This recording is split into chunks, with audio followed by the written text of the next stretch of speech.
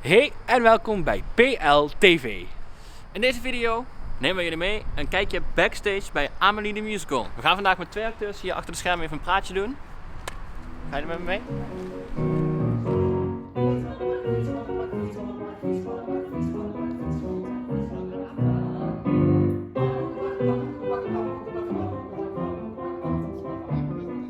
Ik ben Charlotte, ik ben 22 jaar oud. Ik loop stage in deze voorstelling in het kader van mijn opleiding. Ik zit in mijn laatste jaar muziektheater op Codarts Hogeschool voor de Kunsten in Rotterdam. En dit is dus eigenlijk als volwassene mijn eerste professionele productie. Ik heb wel als kind ook in een aantal voorstellingen mogen spelen van onder andere de Efteling of Music Hall in België en Studio 100. Dus, maar dat was als kind, dus dat is ook weer een heel andere ervaring.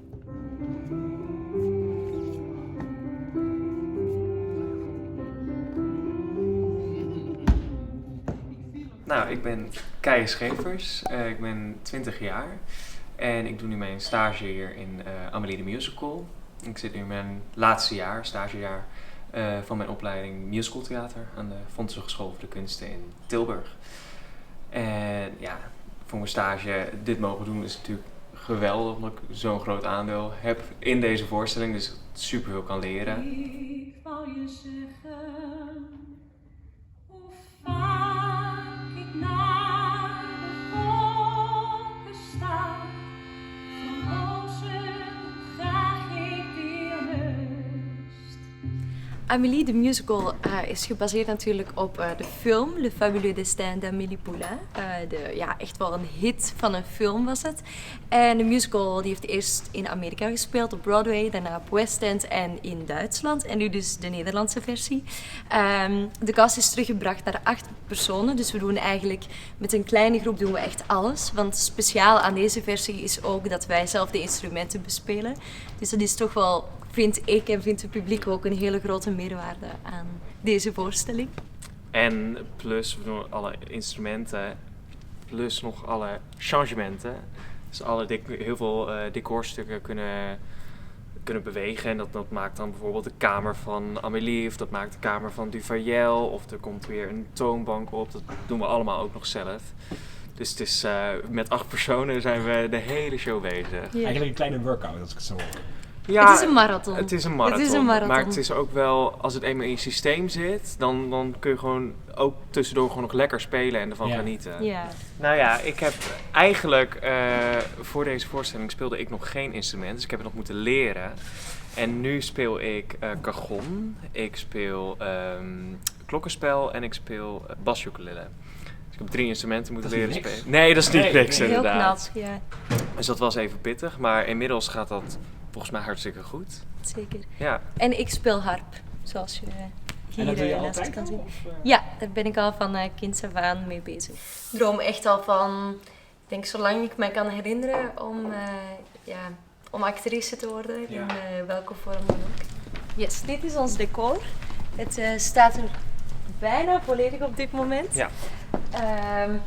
En alles kan dus bewegen en gaat open. Zoals bijvoorbeeld hier zo. En dan komen er hier weer dingen uit tijdens de voorstelling. Of En je hebt dus zeg maar het bovenframe, dat blijft de hele tijd staan. En dan heb je dus deze panelen met alle lijstjes. Die is dus, kunnen we dan rijden. En daar heb je ook nog een deze. En luikje. dit is aan de ene kant een fotobooth. En aan de andere kant de Metro. kaart van de metro. En dit is ook nog weer een deur, gewoon. Dus we kunnen van alle kanten. En ook weer kleine luikjes overal. Bijvoorbeeld. Laat die even zien. Daar Hier zo. is ook weer een luikje. Dus dat is dan weer het huis van iemand anders. Dit is weer een huis. En misschien kunnen we backstage nog wel wat dingen laten zien. En telefoon. Voorzichtig. Oh ja, dus de achterkant van ons decor wordt ook gebruikt. Dan draaien we de panelen, doen we eigenlijk een dans met het decor, zeg maar. En dan hebben we de kamer van iemand anders. Dit is de kamer van Duvayel, de schilder. Zoals je kan zien. Ja, voor het schilderij van Renoir. Even kijken. Nog meer. Ja, Ja, dit hier- is dus de We hebben foto. heel veel snelverkledingen ook, dus dan hangen onze Ja. kostuums hangen eigenlijk in het decor. In het decor. Dat je hem lekker snel kan pakken. Ja, natuurlijk. dat je hem zo kan pakken. En dit is dan dus de fotobooth bijvoorbeeld. Die wordt dan opgechargeerd en dan wordt het weer gedraaid en dan moet het weer draaien naar de metro toe. Zelfs in een scène dat er nog gechargeerd wordt. Leuk detail, er plakken ook dus allemaal foto's op en dat zijn ook wij allemaal. Dat En zijn we wij. wisten eigenlijk niet dat deze foto's hiervoor gebruikt gingen worden. Dat is echt Dus super leuk. leuk Die detail. zit gewoon verwerkt in het decor. Ja, eigenlijk wel. Plus dan hebben we nog de trappen. Dus eigenlijk ziet het publiek alleen het bovenste gedeelte. Dus dat zijn dan de schoorstenen zeg maar, Ja. van Parijs, Mhm. de daken zeg maar, van Parijs. De stem van de metro staat daar bovenop. Of het is een huis, het huis van Duvayel. Of We rennen hier ook, dat ziet het publiek niet, maar echt als een gek naar boven. Voor de volgende scène Ja. altijd. en deze kan ook weer verreden worden en alles. Ja, Het is eigenlijk een heel multifunctioneel decor. Ja, Heel leuk, hè? zeker.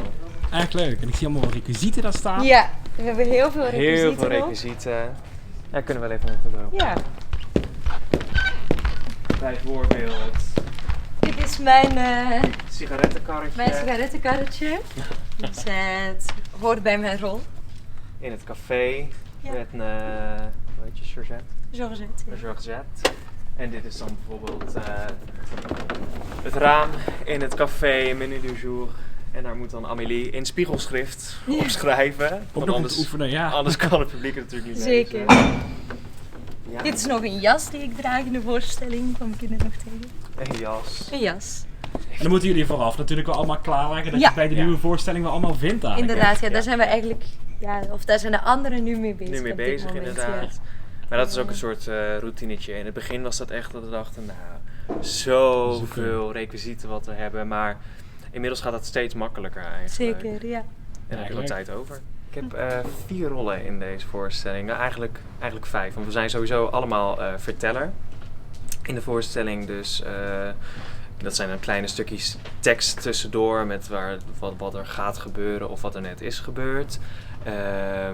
En daarbuiten heb ik een iets grotere rol, Joseph. Dat is iemand in het café waar Amélie werkt, Café des Moulins.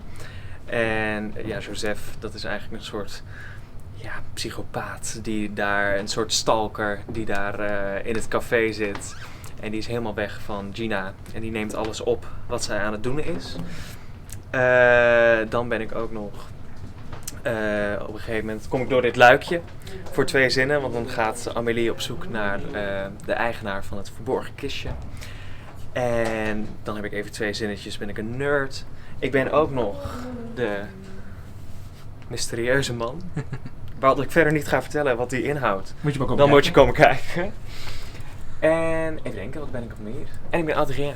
Dan ben ik een piloot. En dan sta ik daar bovenop de trap sta ik een heel mooi nummer te zingen. Ik speel in deze voorstelling ook verschillende rollen, maar mijn grootste rol is Georgette. Zij is sigarettenverkoopster en ook kraslotenverkoopster. En ze is eigenlijk een hypochonder. Dus ze is helemaal beschermd in een grote sjaal om zich heen. En ze heeft heel veel kwaaltjes en astma en het schiet in de rug de hele tijd. Dus eigenlijk iemand die vastzit in een soort visieuze cirkel, maar dan... ze wordt eruit gehaald door een man die jullie net hebben geïnterviewd, door Joseph. En daarnaast speel ik ook nog Belgische toeristen, vast bij mijn accent, een nieuwslezer en de blonde typiste. Ja, en ook nog een blonde typiste, maar dat zijn kleinere rollen. En we zitten nu in de kleedkamer. De kleedkamer is natuurlijk altijd iets heel tijdelijks. Neem je iets mee van huis om het toch nog een beetje persoonlijk te maken? Of heb je bepaalde rituelen om mee te nemen? Oh, goede vraag.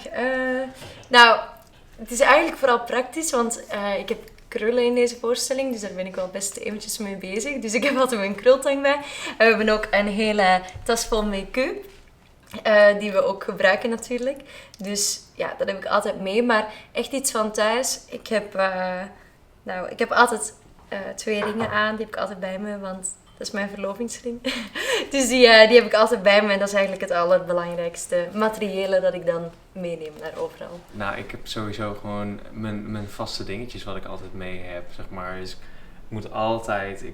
ik moet eventjes een poeder, even poederen. Vind ik gewoon lekker om heel even zo'n kwast over mijn gezicht te halen. Ik moet altijd een geurtje opdoen, anders ga ik niet op. Dat is het eigenlijk, denk ik. Ik heb niet per se echt vaste dingen wat ik meeneem, maar dat zijn gewoon mijn ritueeltjes. Eventjes sprayen en ik denk, nou, dan kan ik op, sowieso.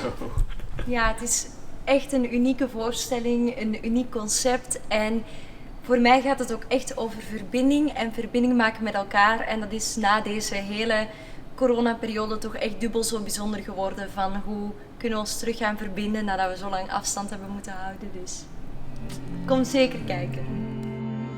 Want mijn hart is al veel te lang